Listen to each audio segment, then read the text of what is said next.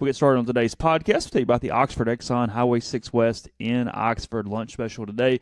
Chicken spaghetti, $4.99, 2 sides, bread, 32-ounce drink. Maybe on the way home from work today, you decide you want some ribs, wet or dry. You can go in, you can call ahead. Either way, they'll be ready for you. Also, maybe think about them for Super Bowl Sunday coming up. We've done that before. It is a great, easy way to take care of your Super Bowl party there with Blue Sky and the Oxford Exxon. And we're coming to you from the Clark Ford Studio, 662-257-1900, Highway 25 South there in Amory. You know, you can give Corey Clark a call during business hours. 15 minutes later, you're going to have a quote. It's going to be a good quote. You can shop it around. You're probably going to take it when you do. Mention the podcast at the end of the negotiating, or really the paperwork, because there is no negotiating. Mention the podcast. $500 off by doing that with Clark Ford. Now onto the show.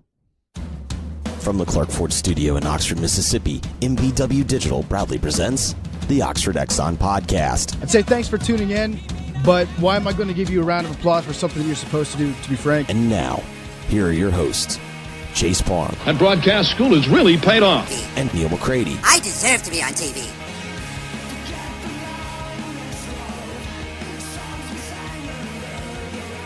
Welcome to this Monday edition of the Oxford Exxon Podcast. Chase Parham, Neal McCready, Clark Ford Studio this morning. We'll talk some basketball. We'll talk some baseball. We'll talk some fundraising, some charity basketball games. We'll talk about a lot of things today on the program here. You got Neal's 10 thoughts up on the site at rebelgrove.com. Got some baseball content, got some basketball content, and recruiting. Neal and I even chipping in on that effort along with Russell this weekend. So I interviewed Krutz yesterday. People helping people. I interviewed Krutz. Yeah. Hard-hitting questions. Got to the bottom of some. Russell handled everything from behind the desk, and it was very obvious that we had it'd been a one-man band for a little while, because everybody we talked to looked at us and goes, "You know, I haven't done this in a while, have you?" Nope. But hey, it's like riding a bike. Jump back on it, and here we go. So I was proud of myself. I told in the negotiations to conduct one interview, I said we can get this done in 2.5 minutes or less. You did ask that. And we got it done in 2 minutes and 14 seconds. Is that what it was? It absolutely was. Got all I needed in 2 minutes and 14 seconds. The people that conduct 20 and 30-minute recruiting conversations, you're doing it all wrong. You can see that content at rebelgrove.com. I will say you can judge some kids by the first 2 or 3 minutes you meet them. You get a little more than the cover. I was really impressed with the Lakia Henry kid, the linebacker yesterday. He was He seemed to have a little bit of media savvy about him. He was quick to spell parents' names. He went out of his way to kind of add something to the answer that I think he gleaned that we were going to need. I was, as much as you can be impressed with someone in about 4 minutes, I was. And Ole Miss needs him. Looks like it's probably down to Ole Miss and Arkansas with him. Less than 4 minutes. Yeah.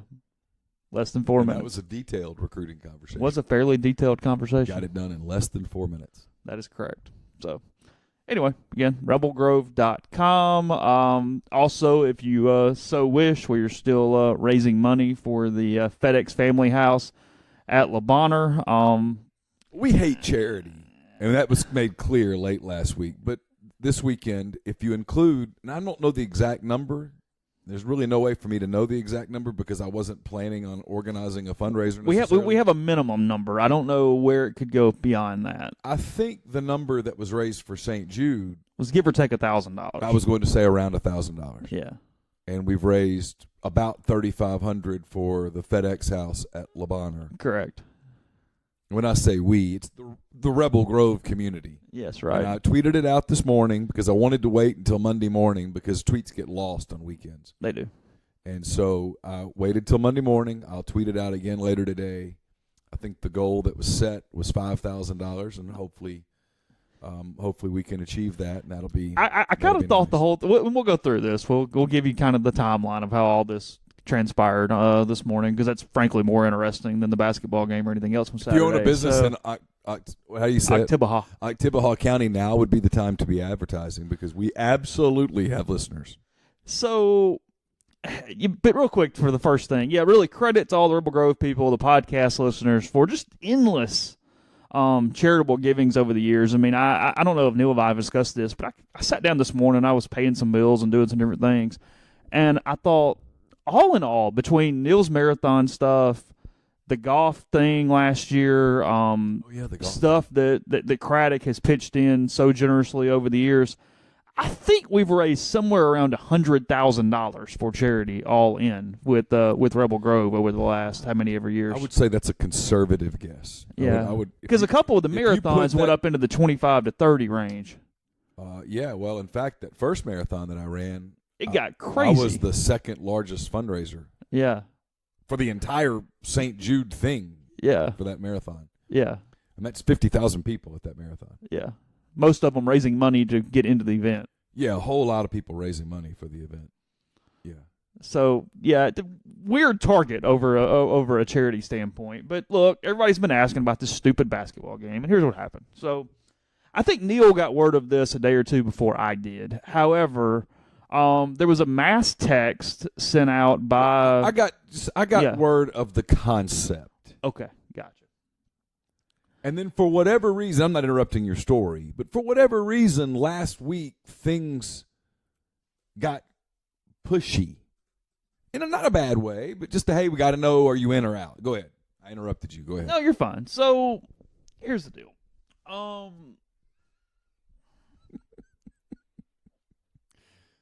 You all right? Yeah, I'm fine. Charity that is run by Robert St. John's, Sheriff out of Hattiesburg. Great charity. No problem with the charity whatsoever. No, none at all. Feeds people in Mississippi and all that stuff. That's great. So I don't know who contacted who to begin with, and frankly, at this point, I don't care.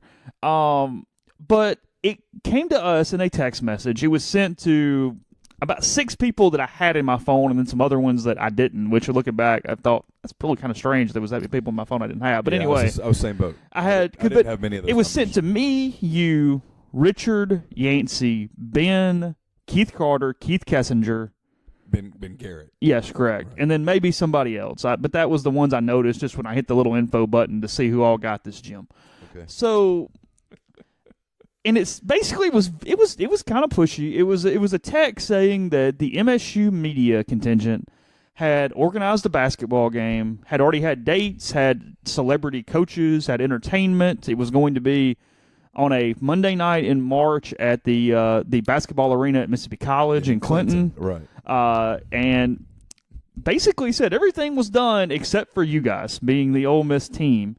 And I immediately sent a couple texts because I get this was not the intent of St. John. He has no understanding of, as he should, of media concepts. So this is not in him whatsoever. Right. But there was a problem at the bottom of that text. Well, but no, that was the second text. Okay. I'm at that was the email. Sorry, it was not a text. It was an email. I didn't get the email. Okay, see, I got an email to begin with. I didn't get the email. I got the text. Okay, well, and I kind of said, look, here's the problem. Is they pick a date without telling us anything. I mean, who knows what everybody has going on, not having going on, and basically have this whole thing set where you're either 100% amenable to everything they're talking about, or it's going to come out publicly that you hate charity. One or the other. That's the way this thing was phrased at the beginning, at least in my connotation of the way this thing was going. That was my thought process. Okay. And I sent it to a couple people, and I was a little pissy. And like I got some really sarcastic things back from a couple people at Ole Miss, like, yeah, not surprised this happened. Like, yeah, no kidding, right? Yeah. And I was like, yeah. So then a couple days later, yeah, it was another text that missed the whole concept of anything to do with the dynamics of this beat or any beat. And because here's reality, and guys, if you're out there listening, and I know you are, I'll be happy to discuss it with you on Saturday when you come to the game. If you come, I know some of you will be advised by your attorneys and such not to come. Because I always consult my attorney before I go cover a road game. Your beat's different than ours. Frankly, your beat's different than any other beat.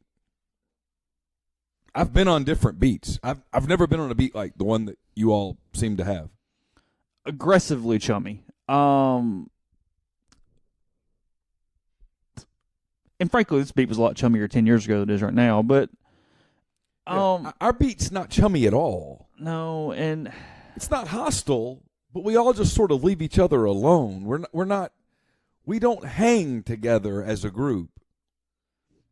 But it was even kind of beyond that. It was so many sideshow things. It was so many different things. And in my head, even before it became public, I thought, hey, and you said this too, if y'all really want to do something, let's just figure out some competition for charity. Let's Let's do this in a by using simple the thing. websites. Yeah, we have websites. We have Twitter. We have podcasts. We definitely have Twitter. We can get messages out. Yeah. But that was and I wonder sometimes if that was never the point. I almost wonder if the very beginning, some people knew there was no way this was actually going to take shape from this side, so it was going to give an ammunition to go public and make a showing out of something. I don't know that. That's just speculation on my part. If so, congratulations. I guess. I don't know. I actually think they wanted to play basketball. How many folks are showing for this basketball game? I mean, 10 people? I mean, at most 100. Dude, there aren't 100 people coming to that game. I said at most. Well, I get that. I mean, at most, I'm going to be 6'7". Would there be some people show up just because? I don't know. In Clinton, Mississippi on a Monday night? Well, see, that's the thing, too. It's not in either one of the areas where your, quote, fan base is. I mean, however many hardcore, and I do mean the hardest of core, Mississippi State fans live in Clinton, I suppose they might This thing was only getting a substantial number if we did a podcast around it. Yeah, and I mean, come on. A Monday night in Clinton. I mean, we might have spring football that week. I don't know what's going on that week. I mean, there's no way to plan something like that out. And then that's before you even get into the optics of it. And by judging by MSU Twitter this week, they would love those optics. And now we don't know that was happening. I don't have a clue exactly when. It might have been just, hey, white team versus black team for all I know. But they chose to make the whole thing public instead of figuring out some middle ground. Well, or instead of having a conversation about it and getting kind of to, hey, there are some things we need to address before we even think about it going forward. Instead, it turns into a Friday afternoon, Friday night ear measuring contest. Playing victim card. Yeah, well, woe is us. We wanted to do this, but those jerks. So what happens at that point. Yeah. So anyway, we're giving money to FedEx, the FedEx house at Le Bonheur. You can see that. Neil's Twitter, rebelgrove.com. It's on the message boards all over the place. So that was fun. Been a rough month. I mean, death threats from those hard scrabble Iowans. You know, Iowa known as a very hostile fan base. They really get after you. You think about rough places in our country. You think about places where if you grow up in Boston, for example, you have a little edge. Detroit. You grow up in Brooklyn, Detroit, you have some edge. You grow up in Oakland. Iowa, you have edge. Those cats have edge. Detroit, Oakland, Iowa City.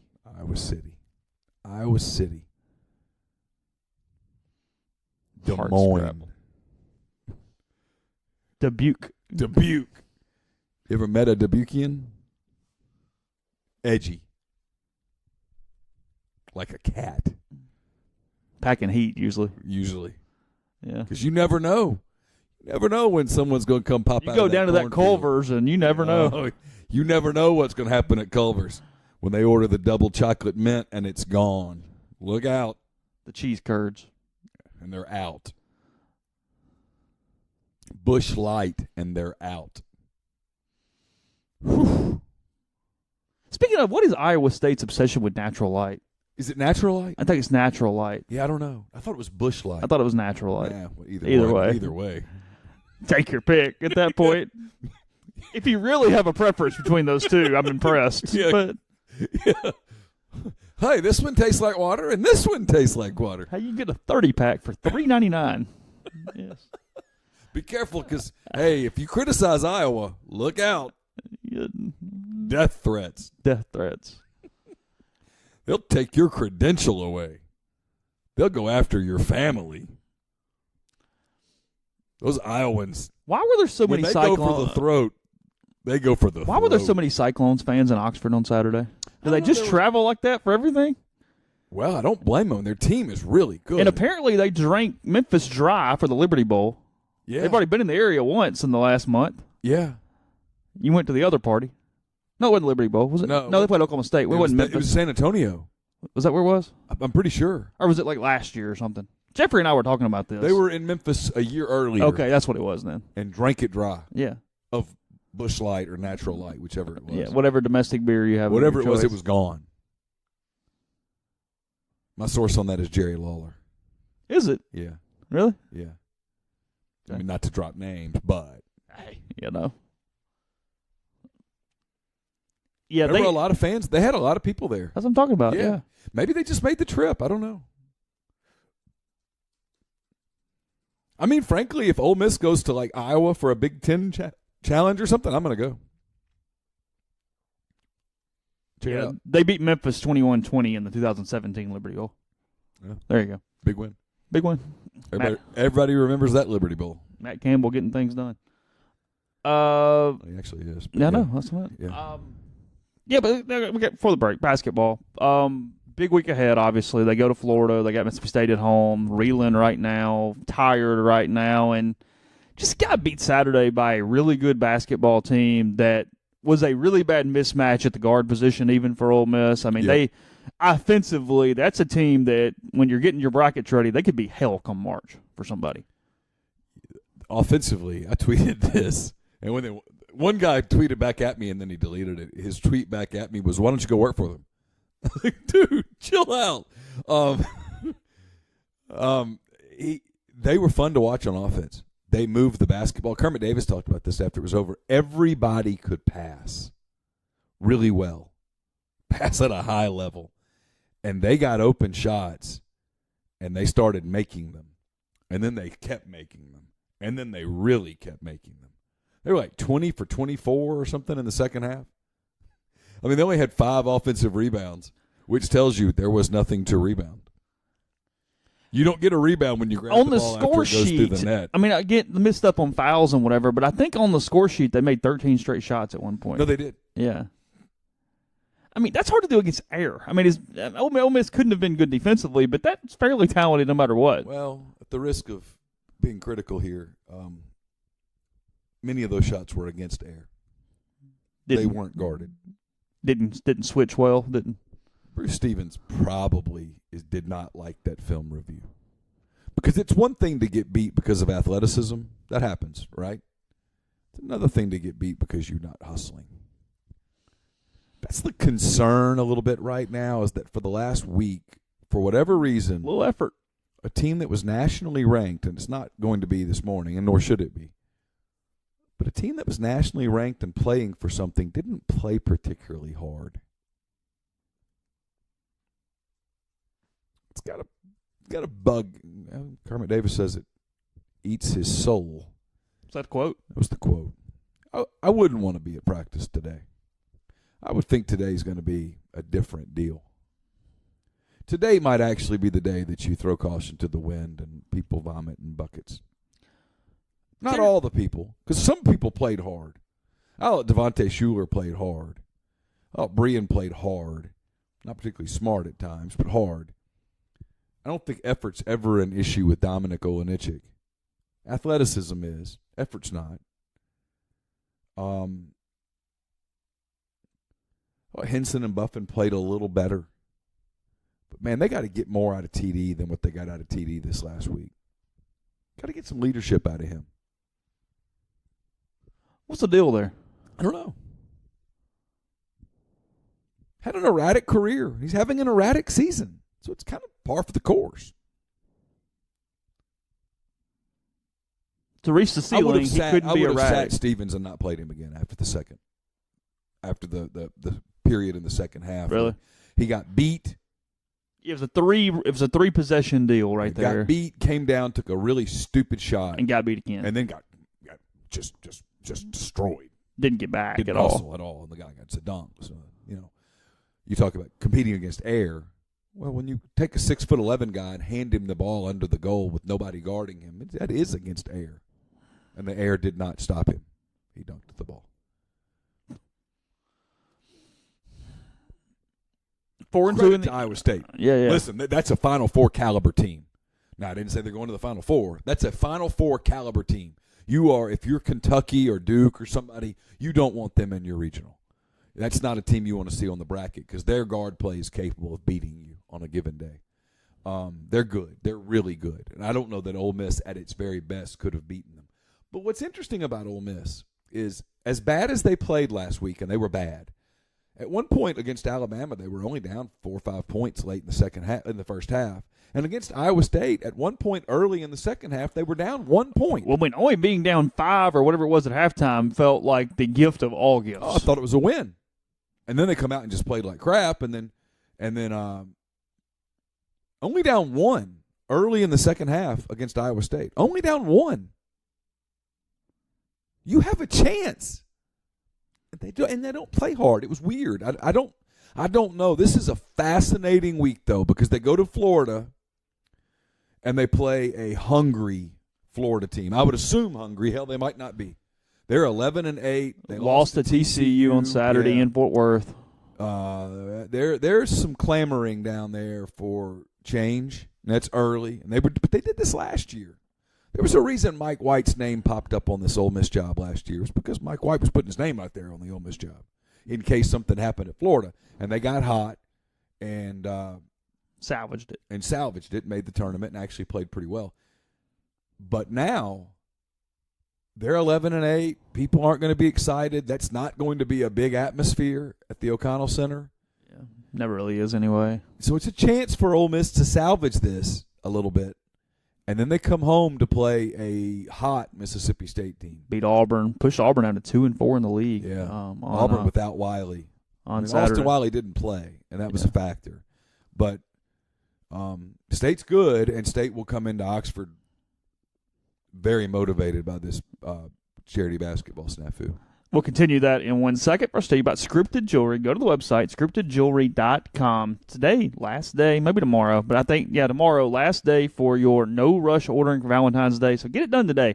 Don't take any chances. You can get on there. You'll get your items in time for Valentine's Day. February 6th, the rush option for Valentine's Day. That's going to cost you a little more coin, but you'll have to do that with Scripted Jewelry. Remember, they do handmade items, handcrafted to order. Turnaround times are fabulous. Put your script, put your fingerprints, personalize it for that special someone in your life. So go to the website. Someone in Brownsville, Tennessee just purchased an Ariel bracelet, a silver version of that one. So get some ideas. Again, scriptedjewelry.com. And when you sign up, Rebels10, put that in the code box, 10% off your order.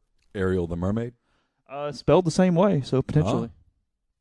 I know you're a mermaid guy. I love mermaids. Podcast also brought to you by Patterson and Earhart, attorneys at law. Guests will join our family of podcasts on the Patterson and Earhart hotline.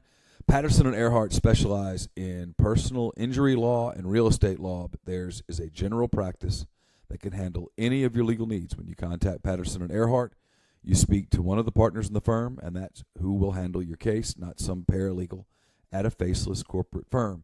If Patterson and Earhart can't help you, they'll refer you to someone who can. John Calvin Patterson and Wes Earhart are Ole Miss guys. They're local guys, and when you call them, you're going to get one of them on the phone within the same day, guaranteed.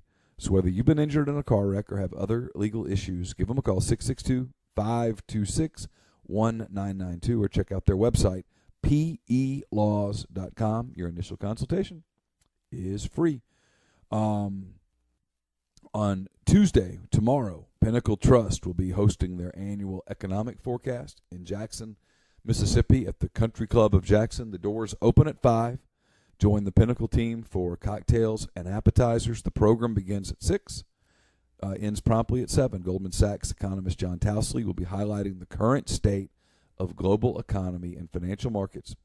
The Pinnacle investment team will cover topics ranging from geopolitical risk to tariff negotiations and the impact on markets and the Federal Reserve.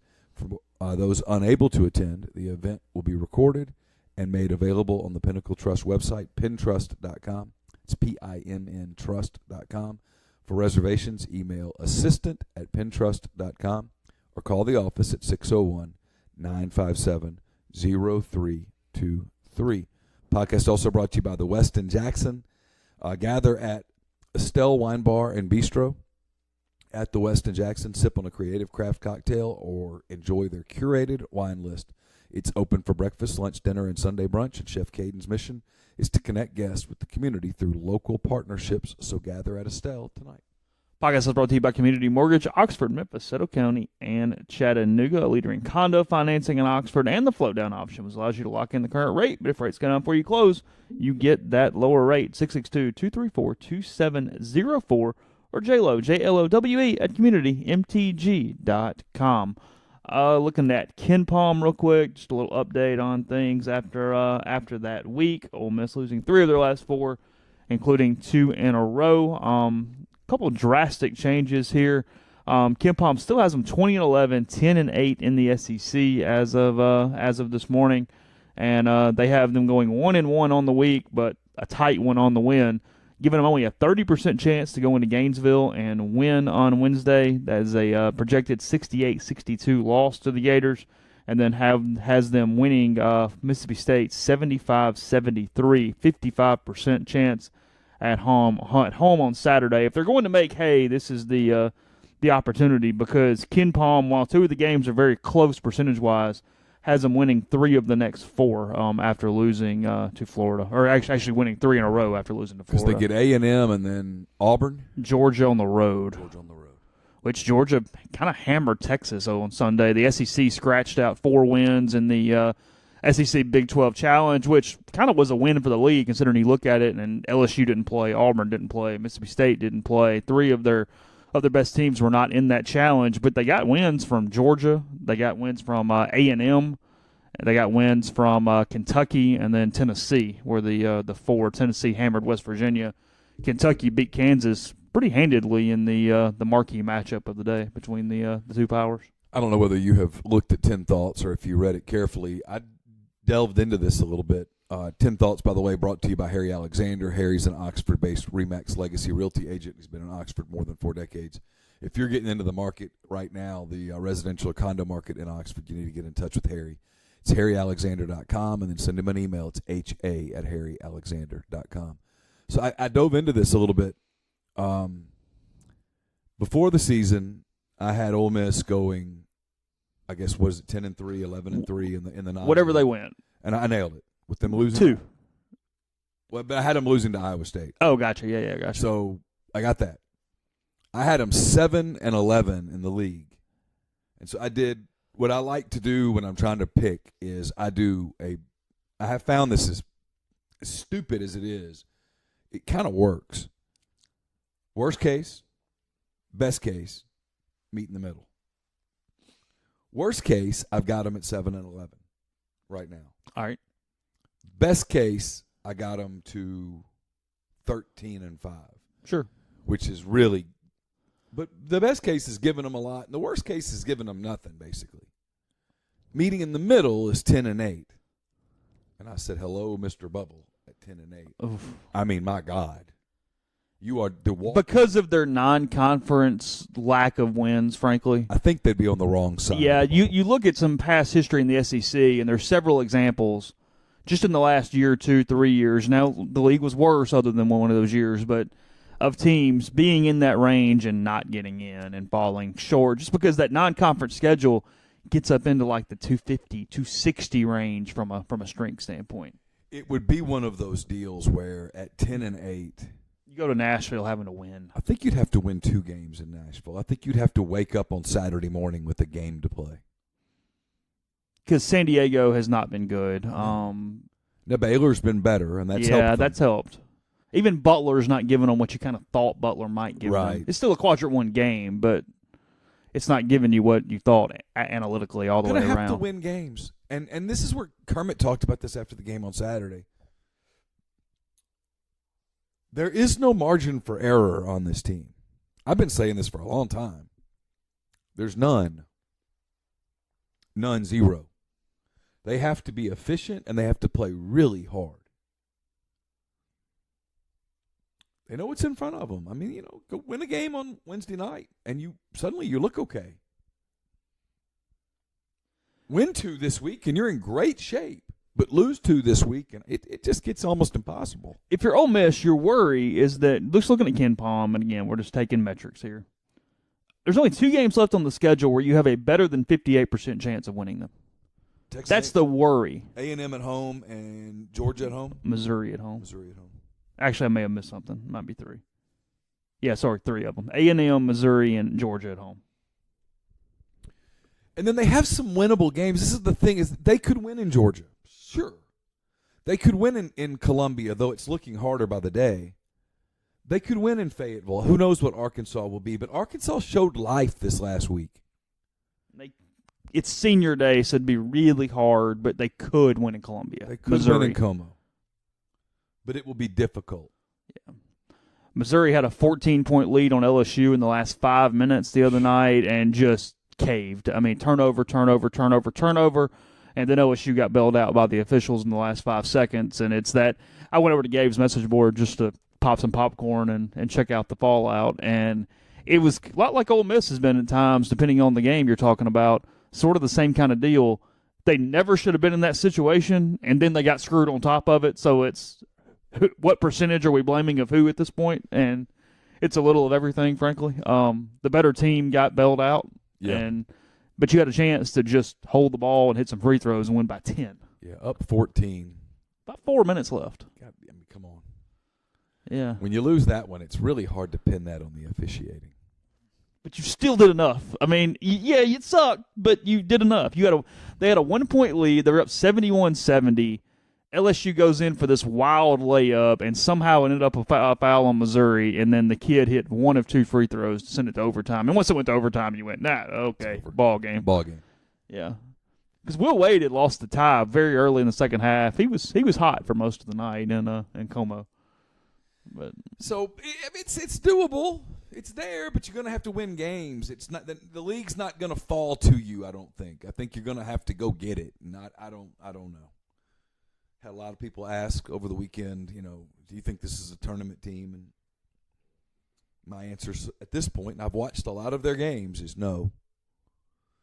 For this team to be a tournament team, Tyree and Davis have to play really mature basketball. They've got to get something out of the box every single night, whether it's Stevens or Dom, and you're counting on the freshmen. Henson's got to give you more than he's giving you. Buffin's got to give you more, and they could, but they're freshmen.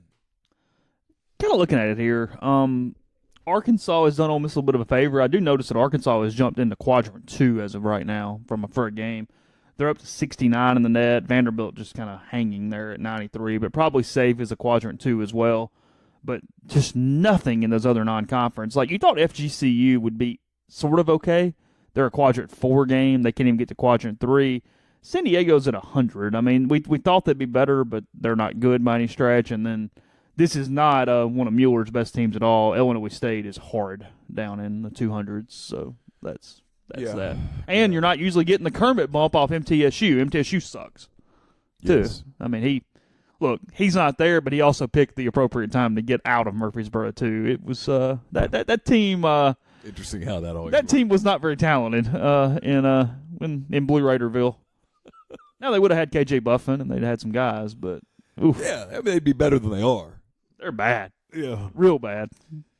I mean, bad. So there's that. I've had people ask me. I have had this question at 10-8. Would they be an NIT team? And I think so. It's harder, but probably, yeah. I think. That's become a weird deal. The NIT is strange these days. Well, it's uncontrolled. It's because if you win your league, but don't win your tournament, you're in. And those eat at large spots. A lot of spots. Yeah, so who knows? Tennessee up to 6 in the net, actually down to 6. They were like 4 last week. LSU at 16, Kentucky at 7. Carolina at 113, still struggling from a net standpoint. They lost their Big 12 game. Ole Miss at 36, State at 29, Alabama at 43, Florida at 37, Auburn at 27. What's Florida at? 37. Yeah. Auburn getting close to falling out of quadrant 1, by the way, for Ole Miss. Yeah. They're at 27. Arkansas, as I said, at 69, Missouri at 79, Georgia at 88, A&M 108, and then Vanderbilt at 93. Everybody's still in really good shape. You just got to win games. It's there. It's there. Get to 11-7 and you're in. I don't. Oh yeah, no doubt about that. I don't think this team can get to 11. 7-5 the rest of the way. You think they can do it? Doesn't feel like it.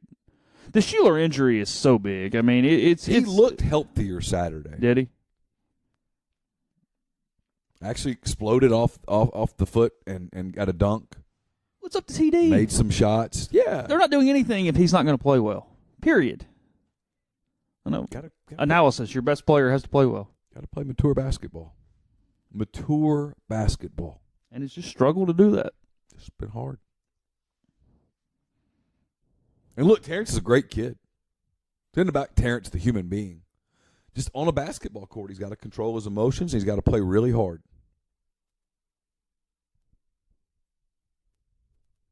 Simple as that. For Wednesday for Florida and Ole Miss? Yeah, Wednesday, 5:30 Central. Really? Yes. So 6:30 in lovely Gainesville. The national game? You're asking questions that I don't know answers to at this point. Just wondering. This information will be provided on rebelgrove.com at some point in the next 48 hours. Want a notes package you get sent out? That might be at the same time. Yeah. Okay. Just saying. Just thinking. Well, there is Google. There is. I mean, I can look. It's fine. I don't care that much. Okay. It doesn't matter. Gonna have some baseball content later. They run through their first weekend of inter-squads on a Friday and Saturday. So anybody fired yet? Practice has sprung. No one fired. No one fired yet. No, well, I mean, won both inter-squads. So they're undefeated. Well, they're 1-1. They won and lost. I mean, who was coaching the losing team? I don't know. Usually, kind of players dictate that for the most part. There was a leader. Who was the leader? I don't know. Fire him. Fire the player. Absolutely. Send a message right now. The right people were good. Again, you're playing against yourself. I don't know. Whatever. I mean, I get asked this question. How'd they look? Well, if you get a hit, they gave up a hit. If you hit a home run, they gave up a home run. I don't know. I mean, if you gave up a home run, you got a home run. Yeah, that's what I'm saying. It kind of evens out a little bit. I don't. Let's let a couple weeks pass. The bigger thing is just kind of how they handle pitching stuff, because you'll get an idea of what Mike's planning to do from how many innings, how many pitches he gives certain guys. He's going to sort of make roles possible by the way he stretches players over the course. We talked to him on Friday. There's another media op today, which whatever. Don't know, but I mean, I'm not going to complain about access. I just have no questions. So how'd you sleep last night, Mike? Tell me about dinner. Yeah, how's your mama now? What'd you have for lunch? I think I have asked him that for some reason at one point. Well, you run out of stuff at some point. You do. You do. But I asked him on Friday, I said, what are you doing with these guys to get them ready from a pitch count standpoint? Probably a question I've asked him 19 straight years, but and bet it hadn't changed much. He said they threw 2 innings over the weekend, but they could stretch them out farther because it's really 30 to 40 pitches the first week, and then it's about 20 more pitches each week after that, with the hope being that they probably give you 75 to 80 on opening day that weekend for the starters, and then you sort of manage it from there. But that's who do they open with? The Wright State Raiders, who have a wolf as a mascot. Wolves. Well, then the Raiders. So their mascot's a wolf. He's a Raider. It'll fit right wolf. in around here. Yeah. It's all good. Yeah. Well, they used to have some sort of figure that I think was found inappropriate. I think they're another one of those schools that for some reason had something and they end up with a wolf instead. Okay. I guess the Raiders got upset. I don't know. Again, they played them a few years ago. Somebody told me this. I don't know. So they're still the Raiders. I think they're still the Raiders. But they have a wolf. I think that is correct. It's going to be perfect here. At least it was correct the last time that I saw. They should invite Auburn and make it a tournament. Be awesome. You should host an early tournament, nothing but with confused mascots. And just bring mascots. Lots of mascots. It'll look like a Capital One commercial. Yeah, the Wright State Raiders is their team. Yeah.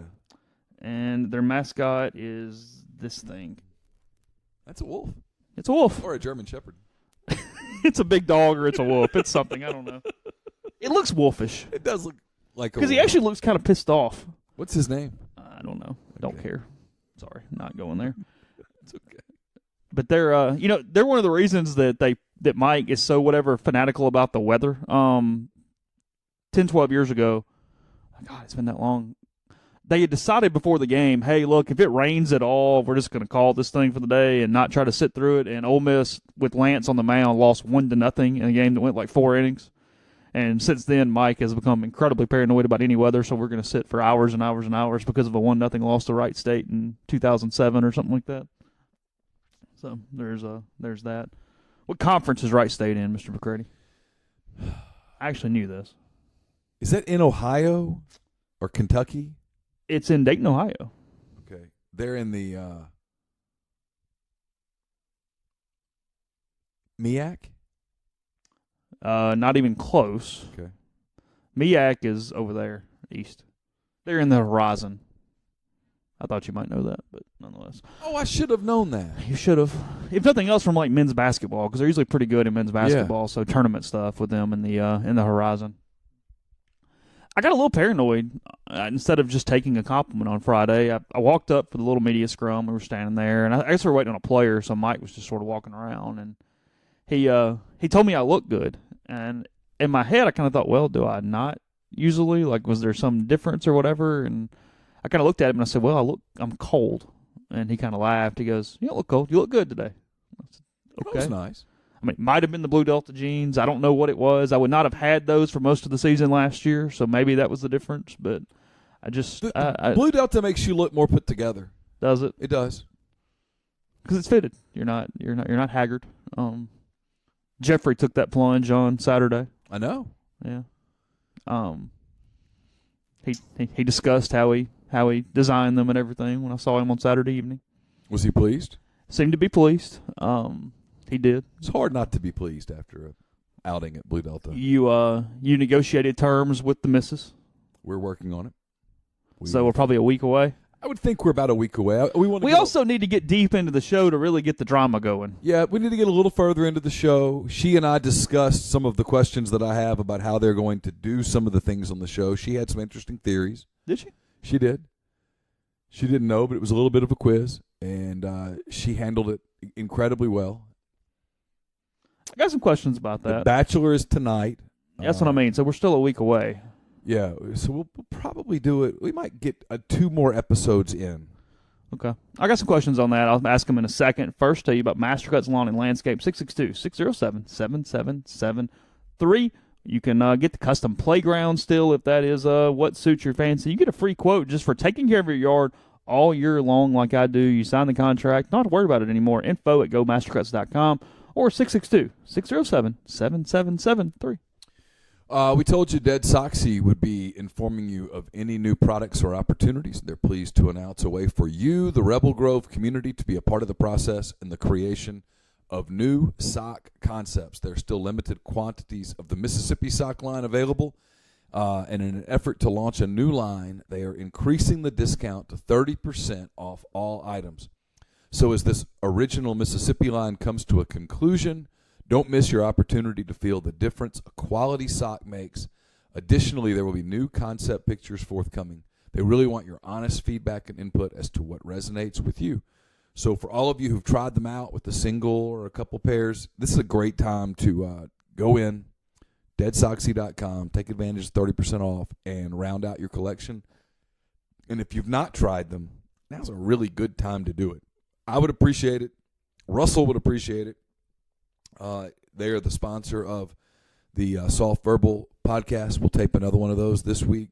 Really would appreciate your support. So go to deadsoxy.com, enter the code Rebel Grove at checkout for 30% off at checkout. Podcast also brought to you by John Edwards of Regency Travel Incorporated in Memphis.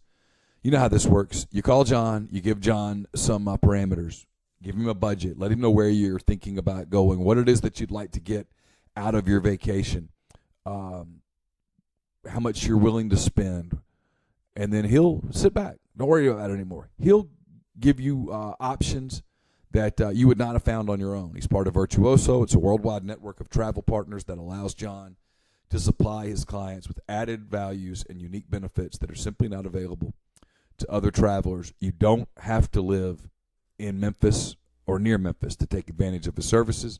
901-494-3387 or jedwards@regencytravel.net.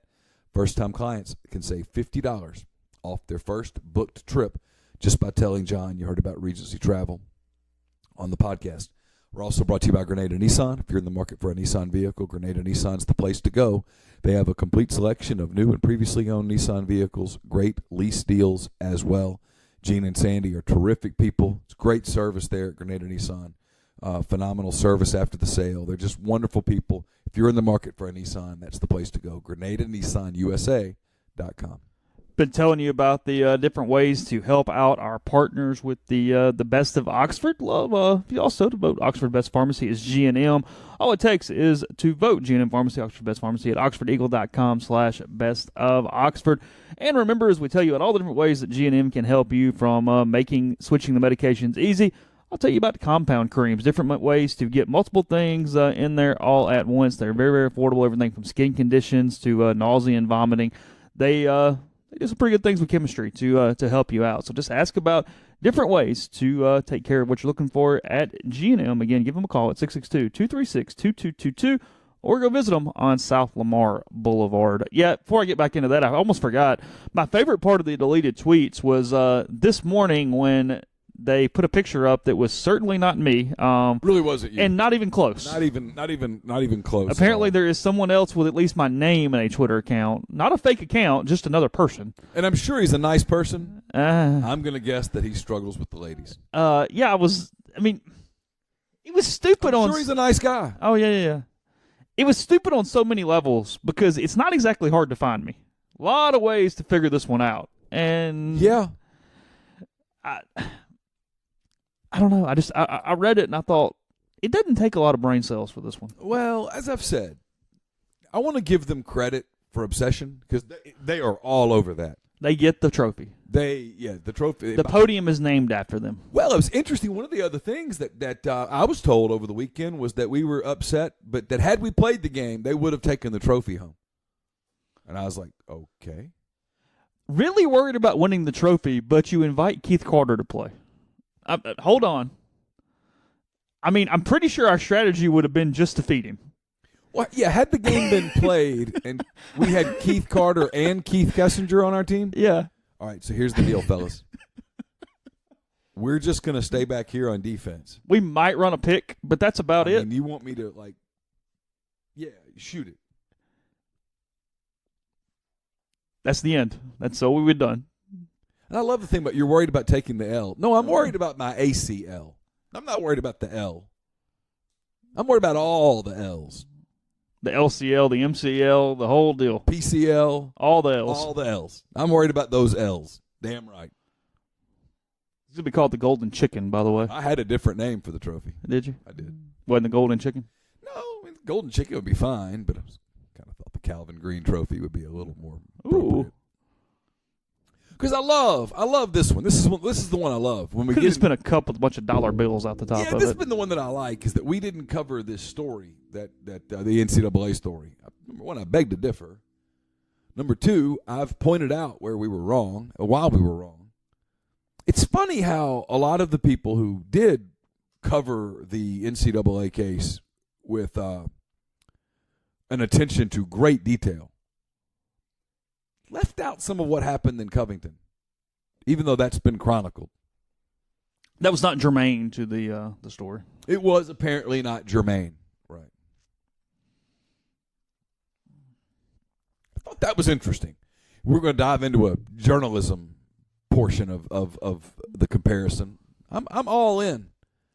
Keep waiting for those stories about the FBI investigation that mentioned Mississippi State too. Those have not been copious in their production. Did your lawyer recommend you not go cover the women's basketball game in Starkville yesterday? I did. I called my attorney yesterday and I said, should I make the trip to Starkville for the women's basketball game? And he said, I don't believe it would be in your best interest from safety a concern. Safety concern. Now, I did go for the men's game. Okay. I did. And it was fine. Well, it wasn't as crowded as the women's game. Okay. Less security needed. Right. Okay. Not as many Iowans. I'll tell you this, walking into the pavilion on Saturday and seeing all those Iowans. Might have been triggered. I got a little nervous, to be honest with you. Because you don't know, I'm telling you, if y'all don't learn anything else from this podcast, you don't mess with Iowa. That Cyhawk Trophy is one fierce rivalry. They're not in the same league or anything, but still. You notice there's no Big 10, Big 12 challenge. There's a reason for that. There's not. So why do you think our country holds its primaries in Iowa first? I'm going to tell you why. Caucus. because this caucus, we want to find out, do we have candidates who can canvass the state of Iowa and get out of there alive? Get it out of the way early before hostility ramps up in other states. Damn right. Iowans, New Hampshireites, whatever they're called. Yeah. Two of the meanest states in our country. So Jeffrey helped broker the deal yesterday. How do you feel about it? Saturday. I think he's concerned. From what level?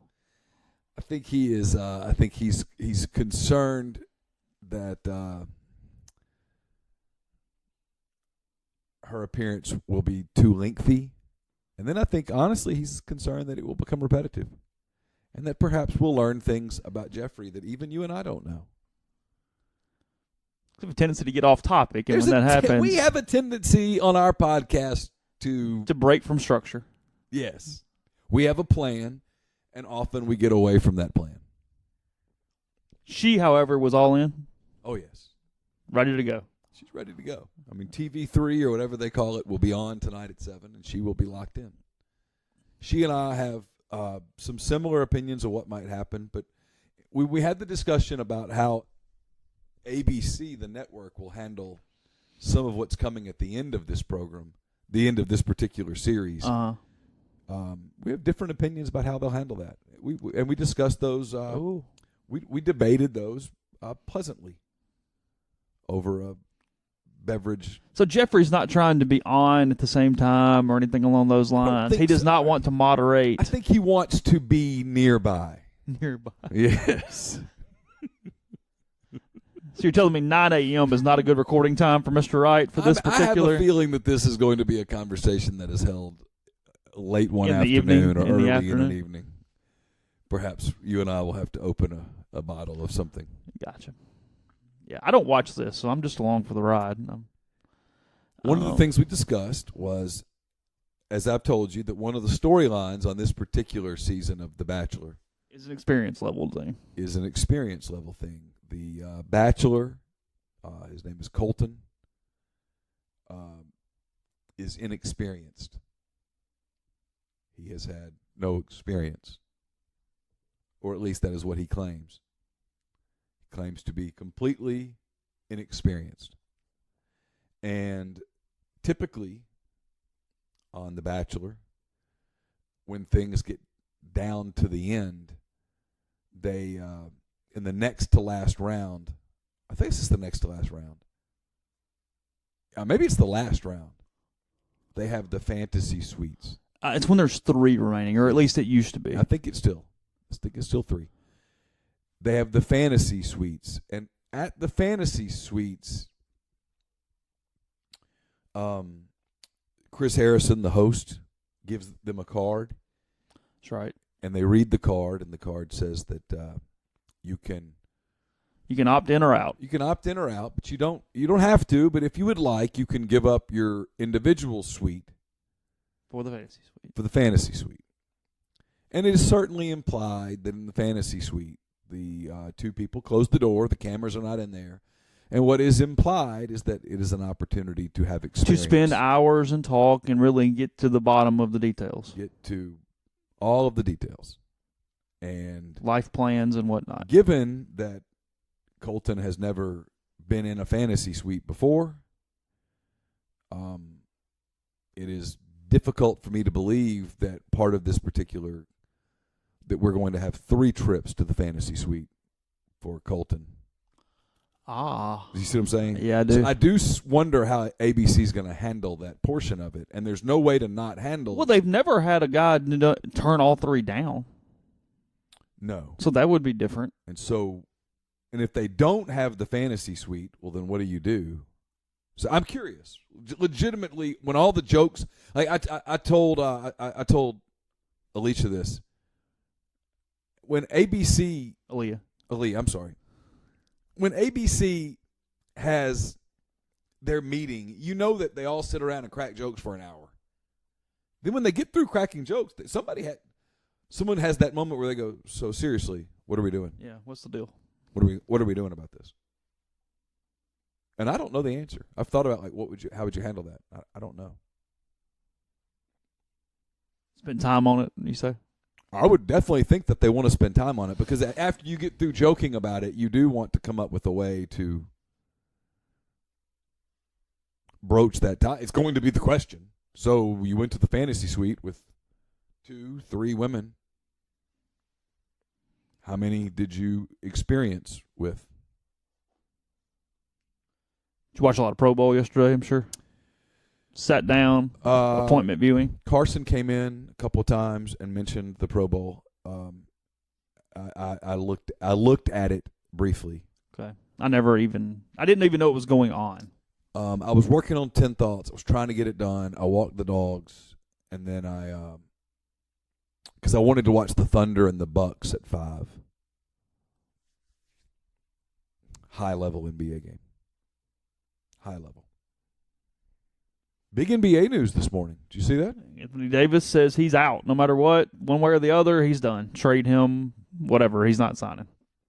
When you list the most powerful people in the NBA, make sure you list Rich Paul. There are a few people more powerful than Rich Paul.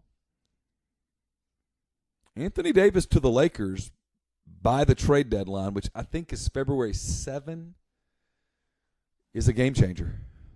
What do you got to give up, though? I would think they'd have to give up Brandon Ingram. I would think they'd probably have to give up Kyle Kuzma. They would have to give up picks. What's interesting is that New Orleans might say, oh, screw it, and put Drew Holiday in the same deal with Davis and just tear the thing down. You know, it's interesting. Jeff Calkins tweeted this, and he's right. There's all this talk about what happens with the Grizzlies. I think if you told me that a franchise left the NBA to go to Seattle, left their current city to go to Seattle, my money would be on New Orleans leaving. Really? It's not a strong NBA town. It's a huge Saints town. Not a strong NBA town. The arena's a dump. Haven't done great. There isn't NBA. Yeah, Smoothie King, not an elite arena. No. You go to FedEx Forum. FedEx Forum's nice. Yeah, it's good. Yeah. And the Grizzlies have a fan base. It's going to get challenged here in the next couple of years because they're getting ready to tear this thing down. But tear the team down, not the organization. They've been a good franchise. But they've done well. You can do well in a small market. Oklahoma City does great. Memphis has done well. But New Orleans, it really hasn't worked. And you could move the Pelicans to Seattle and probably do fine. But Anthony Davis, this is, and people saw this coming for a long time. It's a hell of a blow to that organization because you'll never get equal talent back for him. No. Going to our last break, tell you about Oxford. Visit oxfordms.com/events to see everything going on in town this week. The students are back and in full swing, so you want to get a little schedule in place. Figure out where you're headed before you leave town. Visit Oxford. We'll handle that for you. Again, you can see the full calendar of events at visitoxfordms.com/events. Been telling you about Home 2 Suites for a while. It's in Oxford, just off Old Taylor Road, about a mile from campus, a mile from the square. A great place to make your home base for football season. Speaking of, football 2019 reservations begin this Wednesday, 10 a.m. Central Standard Time, 11 a.m. Eastern Standard Time. Please be sure and stress to you guys, I want you to know that's the time you can make the call. Reservations can be made through the website or by calling the hotel 662-238-3400. Also have availability for double-decker weekend, which is like April the 20-something. 3 weeks after the Grove Bowl, I think, is when that is. So 662-238-3400, Home 2 Suites, Oxford. Podcast also brought to you by Oxford University Bank. OUB, locally owned and operated right here in Oxford. When you deposit money at OUB, that money and the vast majority of the bank's profits go right back into the Oxford community. OUB gives you the comfort of home, all the benefits the big mega banks provide, all the technology and products you can want, all with the personal touch. When you call OUB, you speak directly with a live person. No 10 buttons to push, no 5-minute wait. What they do have is the absolute best cash checking account. It's called Kasasa. And with Kasasa, OUB will pay customers 2.5% interest on their balances up to $50,000. and they'll refund ATM fees nationwide. To learn more about OUB, check out Live Oxford, bankoxford.com, or call 662-234-6668. OUB is FDIC insured. Little guest news. Tomorrow morning we will talk with Kelly English about the Saints funeral he put on at Second Line yesterday to kind of get closure for everyone, wrap it up. Our friend Ramiro Miller was there as well. Had a full house, had a casket, had a hearse, had a full ceremony, had the whole deal for the Saints Sunday after the homicide from the NFL. I thought the NFL addressed it. They fined the defensive back. It's all good. Think that guy ever cuts that check himself? Think you're right. Number one, he's already appealed it. Number two, no. I guess it technically would come out of your paycheck, though, wouldn't it? It would have to. Something tells me the Rams would reimburse that. That was the best 20-whatever thousand ever spent. They might even give him interest. Oh, man. Well, from a DB standpoint, he made the right play. He did. Got beaten. You know what's the part of that play that has not been discussed? It was a poorly thrown ball. There's a lot of poorly thrown balls. Wasn't very good. If you throw the ball better on that play, I don't know that the defense. If he throws the ball better on first down, it's a gain of 4 and the clock's running. Yeah. Thomas catches the ball, falls down, 2nd and 6 from the 9. When they're going to take a timeout. Yeah, and then that's it. Timeouts are over. We have one more left. Then they're going to have 40-something seconds to do something. Or at most. Yeah. Whatever. And no timeouts. Correct. Right. Not the easiest. Although I think Zerline would have kicked an 84-yard field goal. But I'll tell you this. If on Sunday they're in a situation where they need a 70-something yard field goal, I swear to God I'd let him have a shot. He does have him a leg on him. Whew.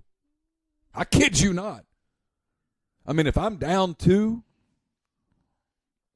late in that game. You would contemplate a 68, 69-yarder? If I have the ball on my own 48, I would try a 69-yard I would field try goal. a 69-yard field goal before I tried to throw the Hail Mary? Throw the Hail Mary. Absolutely, I would. I'm not sure he doesn't make it. That one that he made the other day was from 58, and it had 8 to 9 yards on it.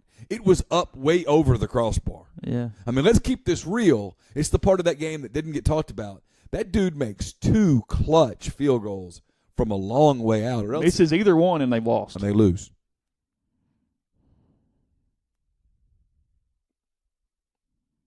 Yeah. And the one from 58 was good for 68. So, yes, if I'm on my own 47. It's in a dome. I get all that. Well, it's down. It's on land. I'm giving it a shot. Yeah. I did crack up at Wade Phillips wearing the big 55-gallon cowboy hat like Bum yesterday getting on the plane. I did crack up at least, if nothing else. Well, his dad got close. Yeah. So close. I cheered for those teams when I was a little boy. Oh, that's right. I did. Yeah. My uncle was tight with Bud Adams and really Love You Blue and all that stuff. Yep. Earl Campbell and Dan Pastorini. Robert Brazil. Yeah, I love that team. Billy White Shoes Johnson was an Oiler for a little while. What was the Mike Barber, the tight end? I think he played at Louisiana Tech, so I kept up with him. They were good. It was a good team. Dan Pastorini. Interesting thing here, I see from Bill Barnwell that he's predicting over-unders for NFL teams next season, just kind of jumping ahead, doing some filler content. I'm not going to go through them, but we'll do that maybe tomorrow. Okay. But make a little bit of a Saints show tomorrow. But he's projecting 11 wins to be the over-under for the Saints next year, but he has this paragraph, which is the part of this that was interesting to me. Arguably the most complete team in the league on paper, the Saints saw Drew Brees fade badly over the final 2 months of the season. As Mike Sando pointed out on my podcast, the 40-year-old Hall of Famer was playing like an MVP candidate and posting a league-best total QBR of 88.1. That's 0 to 100 for everybody else. Heading into the Cowboys game in Week 13. From that point forward, QBR of 55.3 that placed him in between Nick Mullins and Derek Carr. off a cliff Yeah. the last 6 weeks of the season. I have a Saints theory that I'll say for tomorrow about what they should do next year, and it's fairly radical. He goes on and says it's very similar to the decline they saw from Peyton Manning between 2014 and 2015. Peyton Manning still won a Super Bowl after that, but they had a Bears-level defense in the Broncos that the Saints do not have, so that was a little different situation. What's the over-under on Rams, Bears? Yeah, hold on, I'll tell you. Curious. Yeah, no problem. Hold on. I can find that. It gives me a neat little thing to jump to teams if I can get up to it. You want to know the Bears? The Bears over-under projection is 10.5. Ooh. They went 12-4. Their schedule's much harder next year. We'll have a first-place schedule, so that means they automatically get the Rams and the Saints. Yes. Depending on what – I mean, now they'll get it at somebody else because they have to play the whole division. They get the Saints in Chicago, and I think they go to Los Angeles. Is that right? I think so. You don't know what division they play, the whole division next year? I don't. Okay. Then the Rams – let's see, where are the Rams? They played the AFC East this year, so it's something different. 11 wins. Yeah. For the Rams. Be tempted to go over. Thinks they have a slight drop-off. However, they'll be fine. They'll be a postseason team, whatever. Chiefs. The Chiefs. Because that'll be everybody's hot pick. You think so? Oh, yeah. Because of Mahomes in year 2? Yeah. 11. Yeah. A lot of people at 11. Chargers at 10. Steelers at 10. Eagles at 9.5. I think the Chargers fall. I think the Steelers fall. Ravens at 9. I like the under there. I think they might do too. suck. I think they're done. Texans at 9. Seahawks at 9. I actually like the over on the Texans. You might love this over. Indy? Yeah. 9. 8.5. Oh, I like. Give me. You can even get 9 and win. Give me that. You like that? Give me that. Cowboys 8.5. Packers 8.5. Titans 8.5. Falcons 8. 49ers 7. Browns 7.5. I like the over. Did they get I like to 500? That. Give me that one. Panthers at 7.5. Detroit Denver at 7. Under. Giants at 7. Ooh. Jacksonville all the way down to 6.5. The Giants are interesting because I don't know what they're going to do at quarterback. I assume they're going to let Eli have another year, but that hasn't been addressed. I don't like their division. Like, I think Washington's not going to be particularly good. No, they've got them at 6. I think Philly takes a step back, and I don't love the Cowboys as they just go because it's the perfect division for some parity to hit and someone to end up 9-7, 10-6, and win that thing. Oh, sure. If you offered somebody 10-6, they'd probably say we won the division Because they'd be a playoff team for sure, Yeah. and then it's fair. I have a theory on the Saints, though, and Okay. I'll save it for tomorrow because it has something to do with the division and what I saw in the playoffs. Because I know what I saw in the playoffs, and it wasn't pretty. Yeah. We'll go there tomorrow again. Plenty of content at rebelgrove.com. Never a better time to sign up for that if you haven't. We'll have plenty more podcasts throughout the week. We'll talk to you on Tuesday.